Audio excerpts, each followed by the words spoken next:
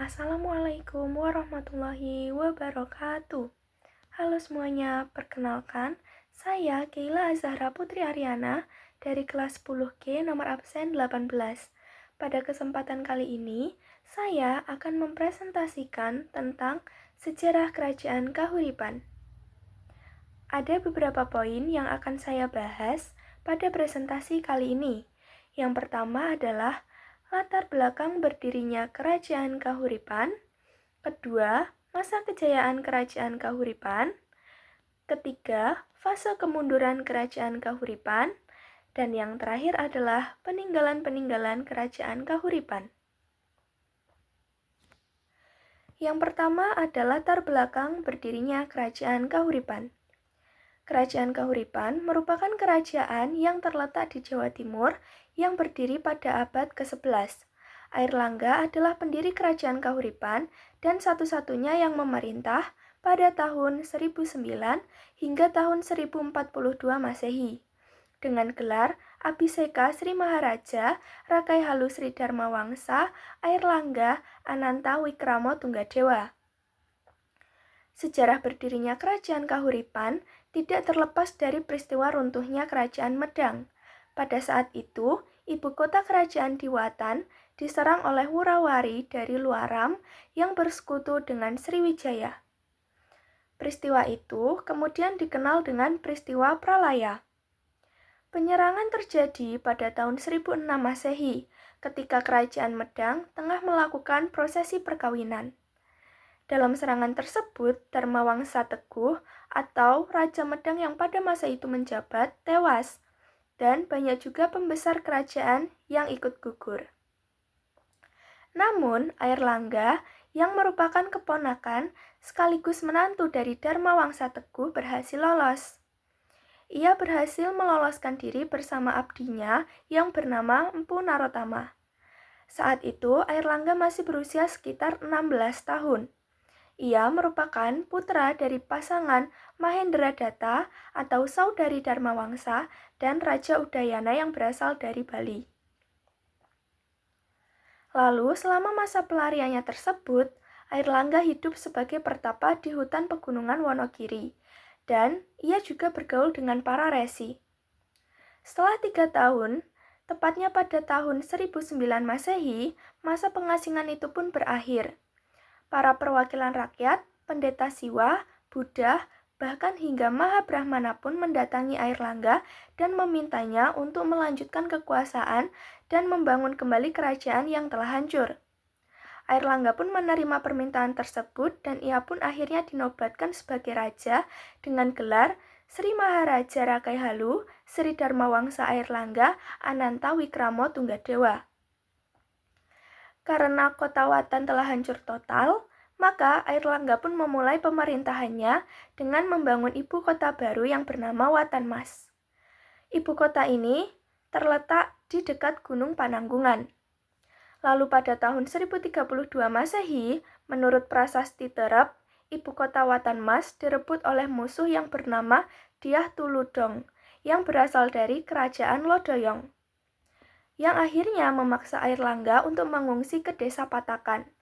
Barulah pada tahun 1037 Masehi, sebagaimana yang tercatat dalam prasasti Kamalakian, pusat pemerintahan ini resmi dipindahkan ke wilayah Kahuripan, atau yang sekarang menjadi wilayah Sidoarjo.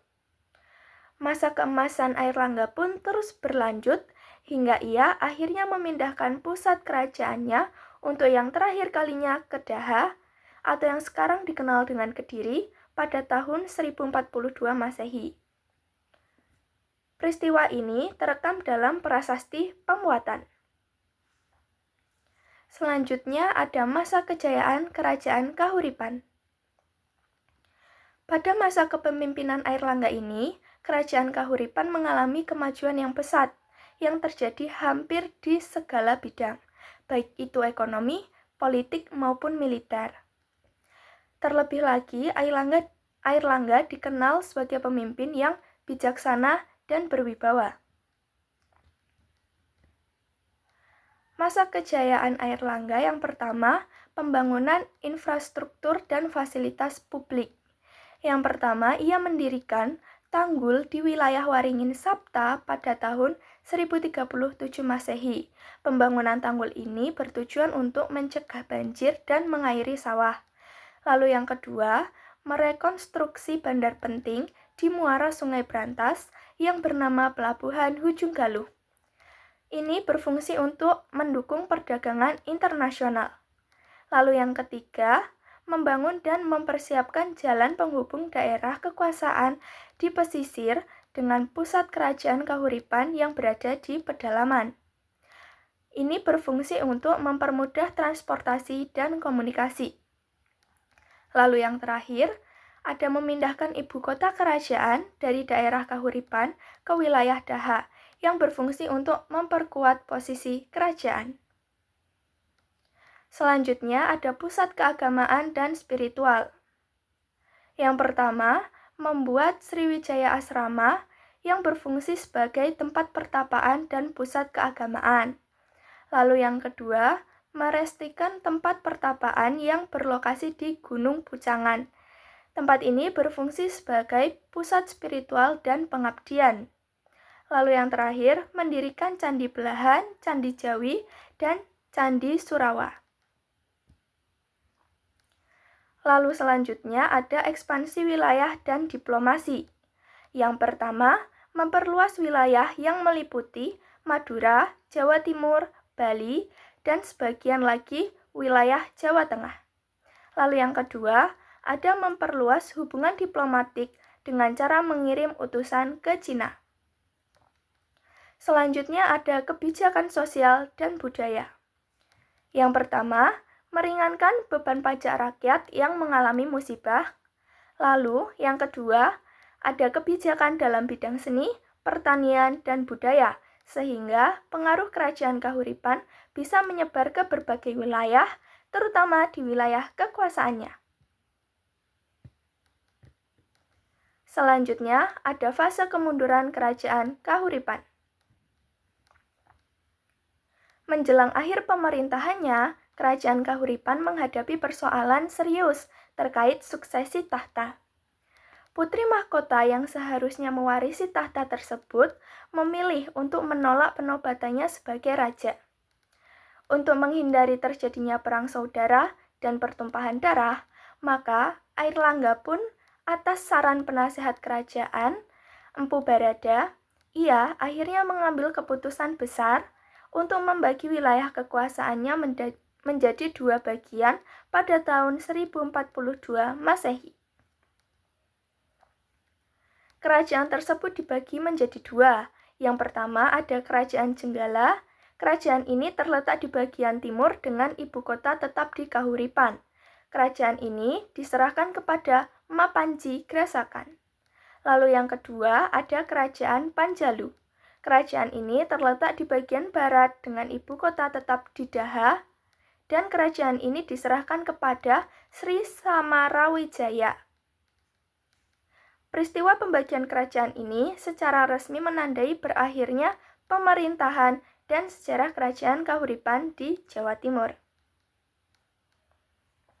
Setelah membagi kerajaan, Airlangga pun turun tahta dan ia memilih menjalani kehidupannya sebagai pertapa. Ia dikenal dengan berbagai gelar kependetaan. Salah satunya adalah Resi Aji Paduka Pungku Sang Pinaka Catraning Buwana, sebagaimana yang tercatat dalam prasasti Gandakuti. Airlangga wafat sekitar tahun 1049 Masehi dan dianggap sebagai titisan Dewa Wisnu. Bahkan, ia digambarkan dalam arca sebagai Wisnu yang sedang menunggangi Garuda. Selanjutnya ada peninggalan-peninggalan kerajaan Kahuripan. Yang pertama ada Prasasti Pucangan atau yang memiliki nama lain Calcuta Stone. Prasasti ini berisi silsilah keluarga Airlangga dan Raja Medang serta perintah pembangunan pertapaan di Gunung Pananggungan dan peristiwa runtuhnya kerajaan Medang. Lalu yang kedua ada Prasasti Kamalagian. Prasasti ini menjelaskan pembangunan bendungan untuk irigasi. Yang ketiga ada Prasasti Cane. Prasasti ini berisi penetapan Desa Cane sebagai wilayah Sima Swantantra karena jasanya sebagai benteng pertahanan barat kerajaan. Yang keempat, ada prasasti Terep. Prasasti ini mengabdikan kisah penyerangan Dyah Tulodhong yang meluluhlantahkan istana di wilayah Watanmas. Lalu yang kelima, ada prasasti Pamuatan. Prasasti ini berisi bukti bahwa Airlangga memindahkan ibu kota kerajaan dari Kahuripan ke Daha. Lalu yang keenam, ada prasasti baru. Prasasti ini mencatat anugerah status Sima bagi penduduk desa baru karena melindungi Raja Airlangga saat melawan Raja Hasin. Ini merupakan gambar dari prasasti-prasasti tersebut. Yang pertama ada prasasti Pucangan, kedua ada prasasti Kamalagian, ketiga ada prasasti Cane, lalu ada prasasti Pamuatan dan prasasti baru.